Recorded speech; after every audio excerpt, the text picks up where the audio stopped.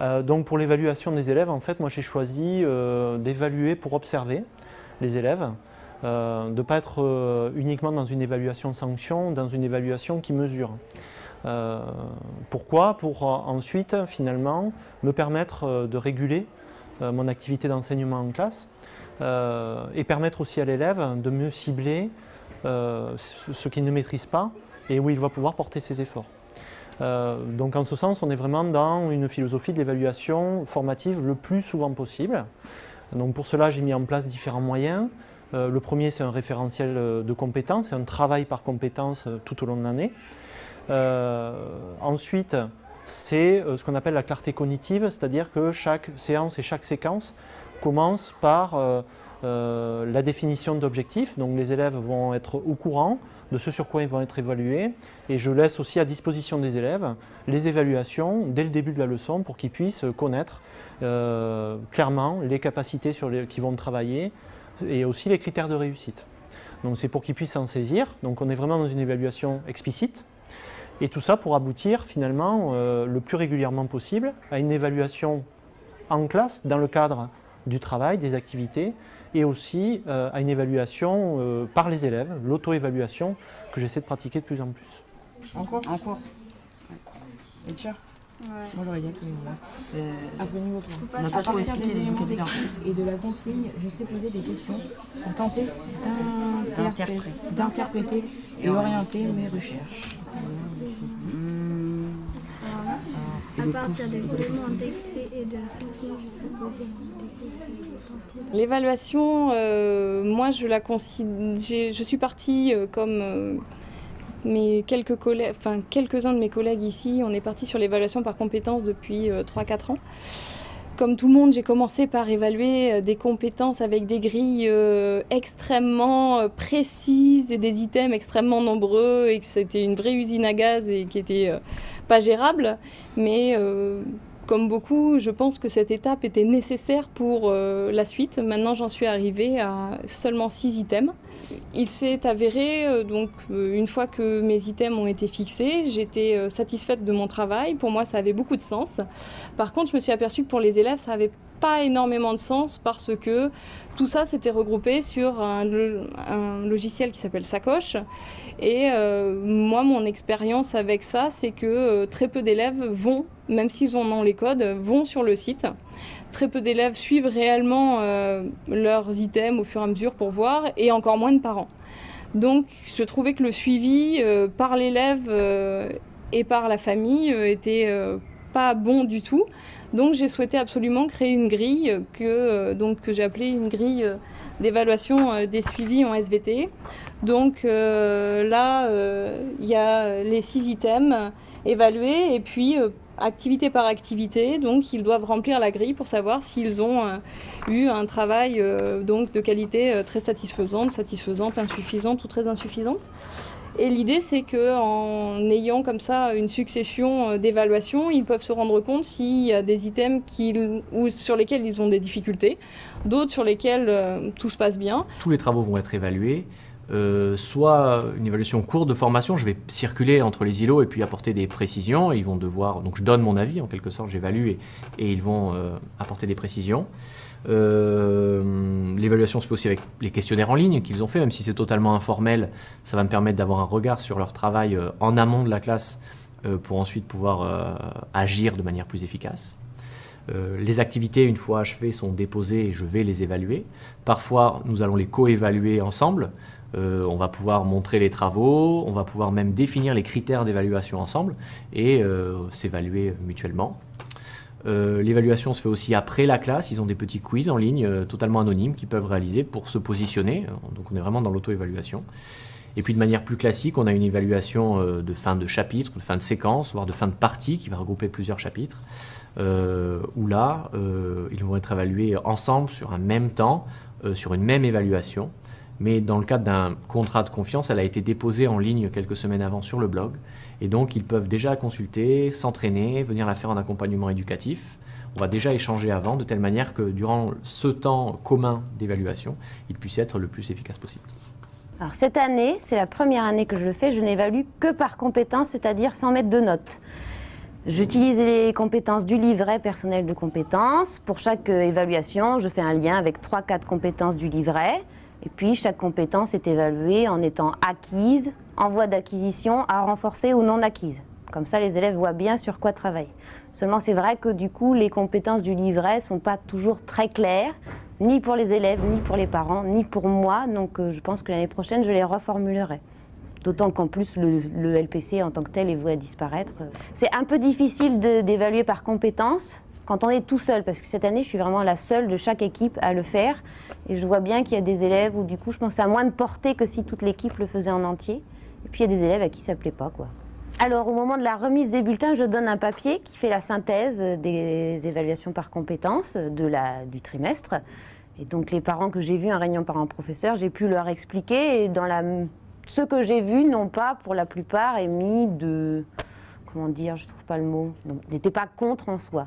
Après, il y a un certain qui demande, mais malgré tout, mon enfant, il se situe où? Surtout par rapport aux autres. Et ce que j'essaye de leur faire comprendre, c'est plutôt que l'important, c'est qu'il se situe par rapport à lui-même, et non plus par rapport aux autres. L'éval qu'ils vont avoir dans quelques semaines, eh bien, ils l'ont dès le départ. Ils peuvent s'y préparer, ils peuvent s'entraîner, et surtout, elle rappelle à l'élève que l'évaluation n'est pas un piège, c'est vraiment un élément de progrès. Et donc, il va pouvoir la faire plusieurs fois. On aura des temps d'évaluation dans la séquence. Et à raison de 10 minutes à chaque fois, il va pouvoir progressivement faire son évaluation. Moi, je vais la corriger régulièrement, ce qui fait qu'on va avoir un système d'échange. Il fait une partie de l'éval, je corrige, je la lui rends, et l'objectif est d'améliorer. On est véritablement dans une évaluation pour progresser, pour apprendre. Ça, c'est très très très important, ça plaît plutôt aux élèves en général. Le principe des ceintures est venu à moi parce que ça fait de nombreuses années que je travaille sur la différenciation. Sauf que je travaillais avec 3 niveaux différents, ce que j'ai appelé pas à pas, semi-guidé, autonomie, avec des questions de plus en plus larges. Semi-guidé, on tenait la main de l'élève, je tenais la main de l'élève avec des questions très détaillées qui expliquent bien la démarche. Et en autonomie, on avait une question large. C'était pas totalement satisfaisant et cette année, j'ai décidé d'expérimenter, notamment en 4e, le principe des ceintures de compétences. C'est-à-dire que pour chacune des compétences, on a mis en évidence des degrés d'acquisition en quelque sorte, des niveaux d'acquisition. Par exemple, pour décrire là, donc décrire c'est dire ce que je vois en termes simples. Observer puis exprimer ce que j'ai observé le plus clairement possible en organisant la réponse. En ceinture blanche, je sais observer, c'est-à-dire se dire ce que je vois de manière simple, etc. En ceinture jaune, on va aller un petit peu plus loin. Je sais organiser une description en allant du plus général au plus particulier. En ceinture orange, je sais trouver des différences et des ressemblances sur 2 paysages, par exemple. Donc, vous voyez, depuis le début, on a une réelle progressivité. Ensuite, en ceinture verte, je sais utiliser un vocabulaire précis. Je sais placer l'œuvre dans son contexte historique, ça c'est très important.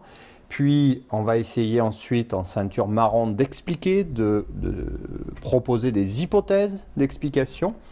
Et enfin, pour les ceintures les plus avancées, ce sera de passer du visible, ce qui est ce que l'élève a sous le museau, à l'invisible, l'interprétation. Et enfin, le but final est d'arriver à, de manière totalement autonome, rédiger un paragraphe qui présenterait, qui décrirait un document ou un paysage, etc.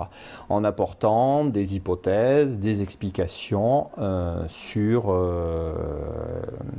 ce paysage, par exemple.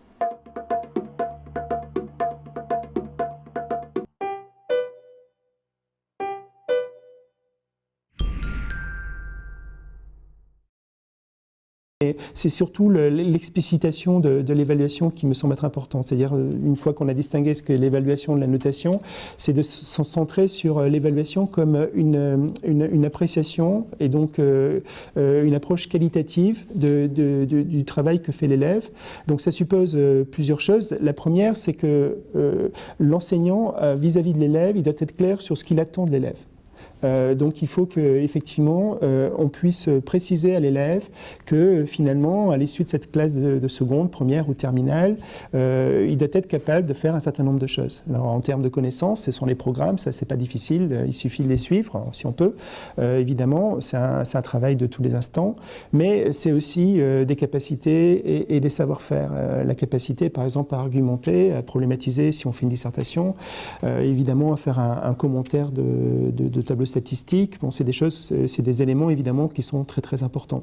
Donc cette explicitation des compétences à acquérir c'est fondamental parce que finalement l'évaluation bienveillante ça va reposer principalement sur le fait que l'évaluation va se faire au cours des apprentissages parce qu'elle sert aux apprentissages, elle sert aux élèves à progresser.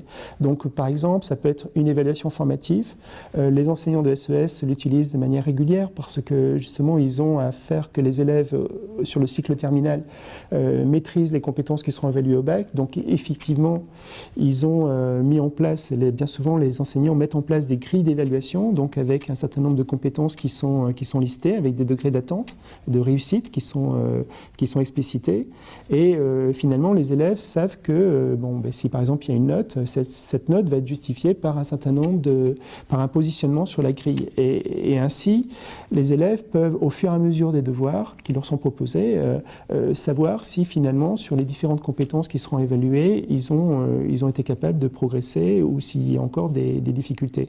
C'est très intéressant parce que finalement, c'est ce genre d'outil qui permet d'avoir un dialogue constructif avec l'élève, qui peuvent donner du sens aussi à la façon dont ils apprennent et ce qu'on attend d'eux après en termes de restitution, de mobilisation de connaissances et de capacité. Ça permet évidemment de faire la différenciation parce qu'on voit très bien qu'il y a certains élèves qui ont besoin peut-être de plus de temps pour progresser dans certains domaines.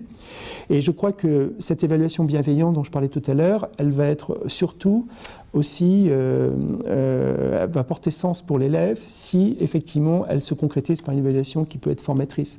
C'est-à-dire amener l'élève au-delà de l'appropriation des attentes qu'on a et des objectifs qu'il a réalisés, capacité à faire un bilan de ce qu'il est capable de faire, des progrès qu'il a réalisés, etc. C'est très important parce que finalement, si on veut que l'élève progresse, il faut qu'il s'approprie. Donc si on a la possibilité d'encourager l'auto-évaluation, c'est peut-être effectivement le bon moyen que l'élève puisse progresser.